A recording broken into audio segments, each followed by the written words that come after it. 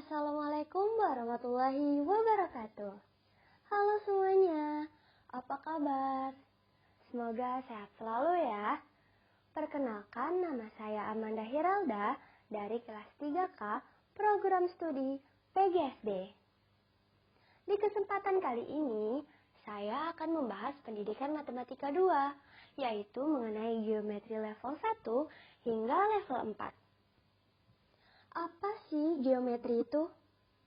Jadi, geometri adalah ilmu yang membahas tentang hubungan antara titik, garis, sudut, bidang, dan bangun ruang. Ada dua macam geometri. Yang pertama, ada geometri datar. Dan yang kedua, ada geometri ruang. Kemudian, ada definisi geometri menurut para ahli. Geometri menurut Isniani dalam Faudianido pada tahun 2013 menyatakan bahwa geometri adalah pemahaman konsep berbagai bentuk geometri bangun datar dan bangun ruang. Mengenal nama dan ciri-ciri berbagai bentuk geometri, serta mencari bentuk-bentuk yang sama dengan masing-masing bentuk tersebut dalam dunia nyata. Dan adapun tujuan pembelajaran geometri, menurut Budiarto menyatakan bahwa tujuan pembelajaran geometri adalah untuk mengembangkan kemampuan berpikir logis, mengembangkan intuisi keruangan, menanamkan pengetahuan untuk menunjang materi yang lain, dan dapat membaca serta menginterpretasikan argumen-argumen matematik. Lalu mengapa sih kita harus belajar geometri? Jadi, berdasarkan laporan Trend in International Mathematics and Science Study atau disingkat TNISS pada tahun 2011 menyatakan bahwa siswa pada tingkat 8 tahun 2011 menunjukkan nilai skala rata-rata kemampuan matematika siswa di Indonesia menduduki peringkat 37 dari 43 negara. Jadi, artinya negara kita menduduki posisi 6 dari bawah. Pada dasarnya, geometri mempunyai peluang yang lebih besar untuk dipahami siswa dibandingkan dengan cabang matematika yang lainnya. Hal ini karena ide-ide geometri sudah dikenal oleh siswa sejak sebelum mereka masuk sekolah, misalnya garis, bidang, dan ruang. Meskipun demikian, bukti-bukti di lapangan menunjukkan bahwa hasil belajar geometri masih rendah dan perlu ditingkatkan. Bahkan, di antara berbagai cabang matematika, geometri menempati posisi yang paling memprihatinkan.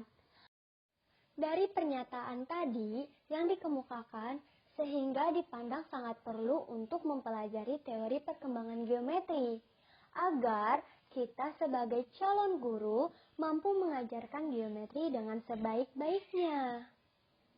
Teori Van Hill. Sebelum kita mengenal teori Van Hill lebih jauh, kita harus tahu dulu nih, siapa itu Van Hill. Dengan nama lengkap dari Van Hill, beliau merupakan seorang tokoh pendidik matematika berkebangsaan Belanda yang memperhatikan kesulitan yang dialami oleh para siswa dalam mempelajari geometri. Melalui penelitian yang dilakukan Van Hill, melahirkan beberapa kesimpulan mengenai tahap-tahap perkembangan kognitif anak dalam memahami geometri. Van Hill dalam kutipan Ismail pada tahun 1998 menyatakan bahwa terdapat 5 tahap pemahaman geometri, yaitu level 0 visualisasi, level 1 analisis, level 2 dedukasi informal, level 3 dedukasi, level 4 rigor. Ya, teori Van Hill merupakan teori mengenai proses perkembangan yang dilalui siswa dalam mempelajari geometri. Ada juga teori menurut Nuraini di tahun 2008 memiliki tahap juga loh. Yang membedakan dengan teori Van Hill adalah teori Van Hill memulai dari level 0, sedangkan teori Nuraini langsung memulai dengan level 1.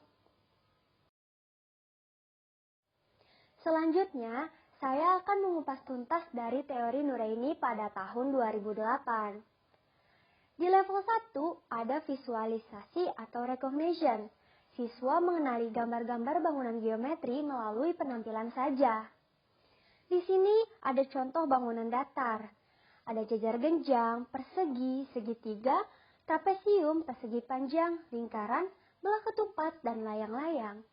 Peserta didik di level 1 ini baru bisa menunjukkan saja. Misalnya, yang mana belah ketupat? Oh, yang berwarna biru tua. Yang mana lingkaran? Oh, yang orange. Dan seterusnya. Jadi, peserta didik hanya bisa menyebutkan saja. Ketika peserta didik diberikan gambar tanpa ada namanya, dia tetap bisa kasih tahu. Oh, ini namanya persegi yang berwarna merah. Oh, ini namanya jajar genjang yang berwarna hijau. Dan seterusnya. Bila peserta didik bisa menyebutkan, berarti anak tersebut sudah berhasil di tahap level 1, yaitu visualisasi atau recognition. Kemudian di level 2 ini ada analisis. Siswa melihat gambar-gambar sebagai kumpulan sifat-sifat. Mereka dapat mengenali dan menyebutkan sifat-sifat suatu bangunan geometri. Tetapi mereka tidak melihat hubungan di antara sifat-sifat ini. Misalkan, contoh yang sangat sederhana. Dia bisa nih melihat, oh kalau yang berwarna merah ini persegi, bukan persegi panjang.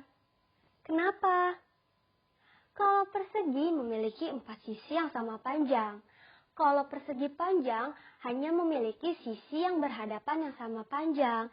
Jadi cuma sebatas bisa mengenali sifat dari masing-masingnya. Belum bisa membandingkan dari bangunan lainnya.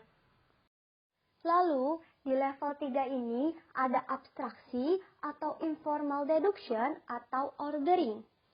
Siswa mempersepsi hubungan di antara sifat-sifat dan di antara gambar-gambar. Misalkan, untuk sampai di tahap 3 ini, peserta didik harus paham terlebih dahulu di level sebelumnya, yaitu di level 2. Bila peserta didik gagal di level 2, dia akan kesulitan untuk melihat hubungan persegi dan persegi panjang. Kenapa? Karena di level 2 peserta didik mengenali dan menyebutkan sifat-sifat terlebih dahulu. Misalkan, persegi itu mempunyai 4 sisi yang sama panjang, lalu memiliki sudut yaitu 90 derajat. Sedangkan persegi panjang dia mempunyai sudut yang sama seperti persegi, yaitu 90 derajat. Tetapi persegi panjang hanya memiliki sisi yang berhadapan yang sama panjang. Kemudian di level 4 ini ada deduksi. Siswa sudah dapat mengkonstruksi bukti, memahami peran aksioma, dan definisi mengetahui makna dari kondisi-kondisi yang perlu dan cukup. Gimana sih maksudnya? Misalkan, bagaimana cara menghitung persegi? Jika peserta didik tidak tahu dari definisi persegi, tentu dia akan kesulitan jika menghitung kelilingnya. Jadi, harus tahu dulu nih, apa sih definisi dari persegi? Contoh, persegi memiliki 4 sisi yang sama panjang. Maka, jika kita ingin menghitung keliling dari persegi, kita tinggal menambahkan keempat sisi tersebut, atau dengan cara mengkalikannya, yaitu 4 kali sisi.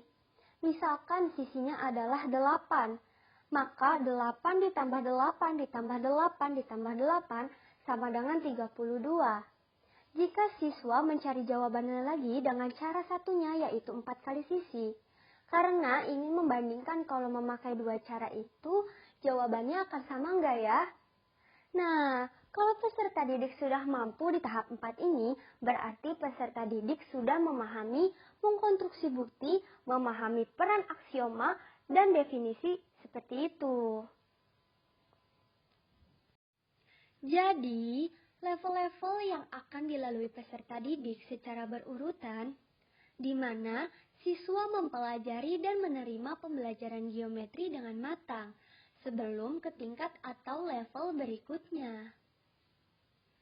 Demikianlah beberapa hal yang bisa saya sampaikan.